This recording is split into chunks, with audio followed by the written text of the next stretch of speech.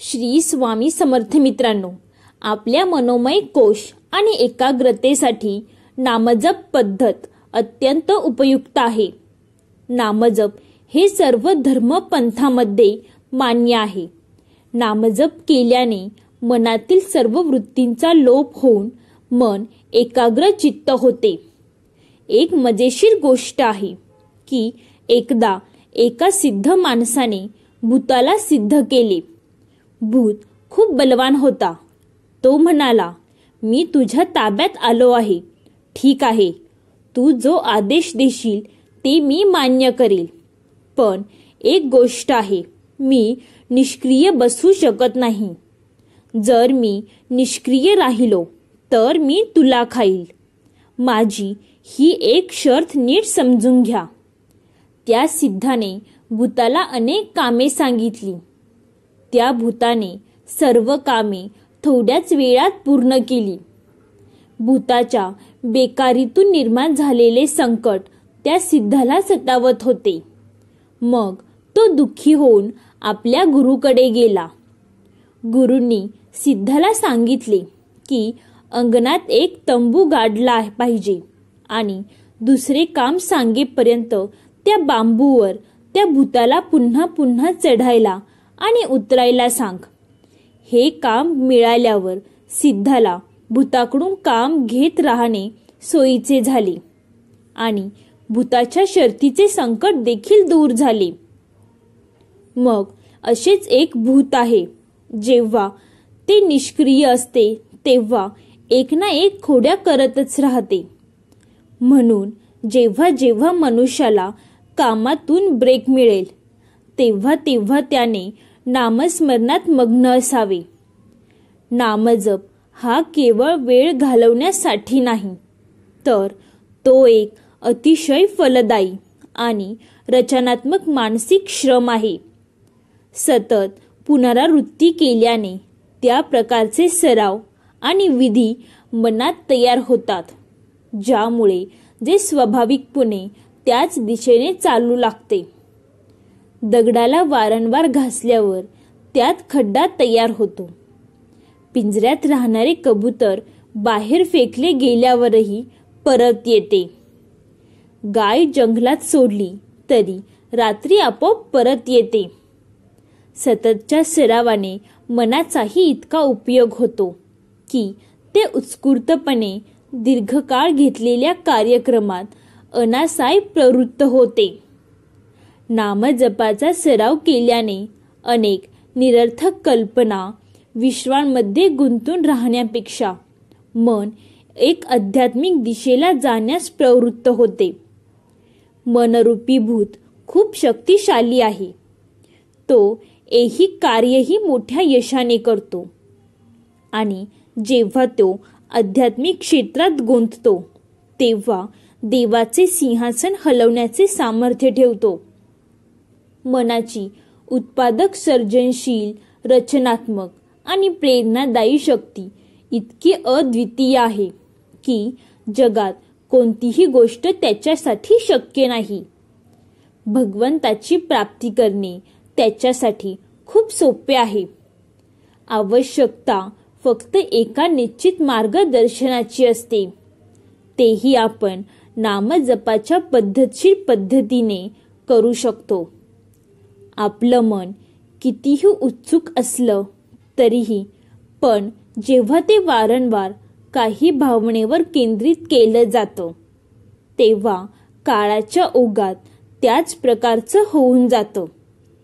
सततच्या प्रयत्नांमुळे माकड, सिंह, वाघ, अस्वल यांसारखे खोडकर प्राणी सर्कशीत खेळ करतात.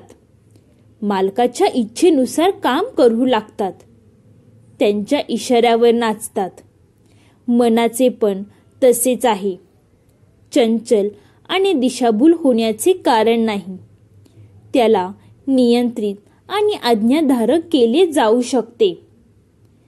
पहलवान त्याच्या विहित मर्यादेत नियमितपणे दगड बैठक करतो. त्याच्या या पद्धतीमुळे त्याचे शरीर दिवसेंदिवस मजबूत होत जाते आणि एक दिवस तो चांगला पैलवान बनतो. नियमित नामजप हा एक आध्यात्मिक व्यायाम आहे, ज्याने आध्यात्मिक स्वास्थ्य सुदृढ होते आणि सूक्ष्म शरीर बळकट होते. प्रत्येक थेंब गोळा करून घागर भरली जाते. मुंग्या एक एक करून धान्य घेतात आणि त्यांच्या बिळात धान्य साठवतात. प्रत्येक अक्षर वाचून काही दिवसात विद्वान होऊ शकतो. एका वेगळी एक पाऊल चालत लांब अंतर पार केले जाते. प्रत्येक पैसा जोडून खजिना जमा होतो. प्रत्येक पेढ्यांना भेटून एक मजबूत दोरी बनवली जाते. नामस्मरणातही असेच घडते. जपमाळाचा एक एक दाना फिरवल्याने खूप काही जमा होते. म्हणूनच योग ग्रंथांमध्ये नामजपाचे वर्णन यज्ञ असे केले आहे. त्याचा खूप महिमा आहे आणि आत्ममार्गावर चालण्याची इच्छा असलेल्या यात्रेसाठी नामजप करण्याचे कर्तव्य अनिवार्य म्हणून सांगितले आहे. भगवद्गीता अध्याय 10 श्लोक 25 मध्ये असे म्हटले आहे, यज्ञामध्ये नामजप सर्व उत्तम आहे.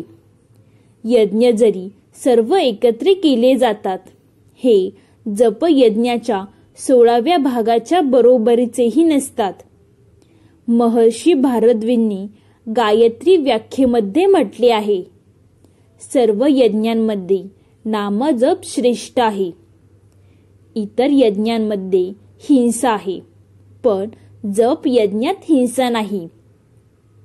सर्व कर्मे, यज्ञ, दान, तपस्या या सर्व जप यज्ञांच्या 16व्या कलेच्या समान नाहीत.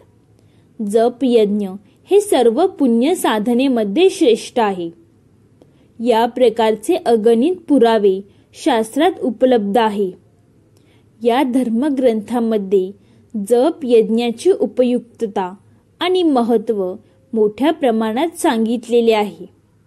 त्याचे कारण असे आहे की नामजप हे मनावर नियंत्रण ठेवण्याचे रामबाण शस्त्र आहे आणि हे सर्व ज्ञान सत्य आहे की मनावर नियंत्रण ठेवणे हे इतके मोठे यश आहे की ते प्राप्त झाल्यावर जीवन धन्य मानले जाऊ शकते. सर्व आध्यात्मिक आणि भौतिक संपत्ती केवळ संयत मनोमनच उपलब्ध करून दिली जाते. जप यज्ञासंबंधी काही माहिती पुढे आहे. प्रातःकाळी आणि ब्रह्ममुहूर्त हे नामजपासाठी उत्तम काळ आहे. सूर्योदयापर्यंत 2 तासांच्या रात्रीच्या मुक्कामाला ब्रह्ममुहूर्त म्हणतात. सूर्योदयापासून पहाटेपर्यंत 2 तास सकाळपेक्षा ब्राह्ममुहूर्त उत्तम. नामजपासाठी पवित्र एकांत स्थान निवडावे.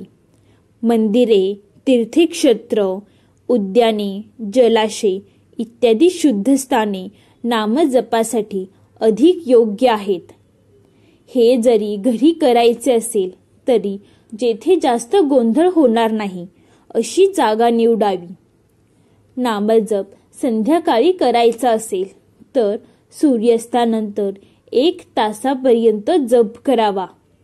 सकाळी 2 तास आणि संध्याकाळी 1 तास या 3 तासांशिवाय रात्रीच्या इतर भागात गायत्री मंत्राचा जप केला जात नाही. नामस्मरणासाठी स्वच्छ शरीर व स्वच्छ कपडे घालून बसावे. साधारणपणे अंघोळीने शरीर स्वच्छ होते, परंतु कोणतीही असहाय्यता, प्रतिकूल ऋतू किंवा आजारपणात तोंड धुवून किंवा ओल्या कपड्याने अंग पुसूनही काम करता येते. नियमित धुतल्या जाणाऱ्या कपड्यांची व्यवस्था नसेल तर रेशमी किंवा लोकरीचे कपडे वापरावेत. आसनाशिवाय नामजपासाठी बसू नये.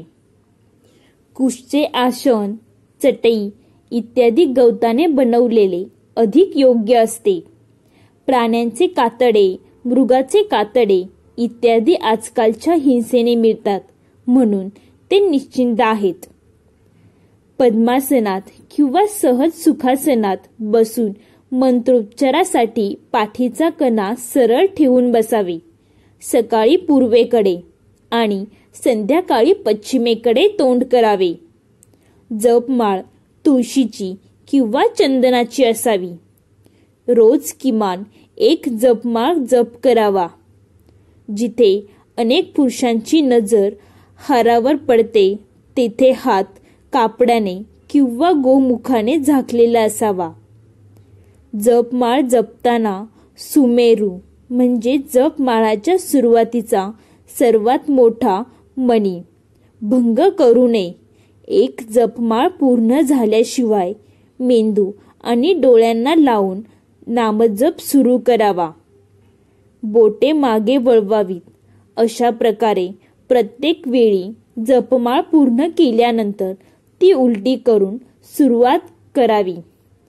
लांबच्या प्रवासात जेव्हा माणूस स्वतः आजारी पडतो, आजारी माणसाच्या सेवेत रमतो, तेव्हा जन्म मृत्यूचा धागा जोडलेला असताना स्नान वगैरेची सोय नसते.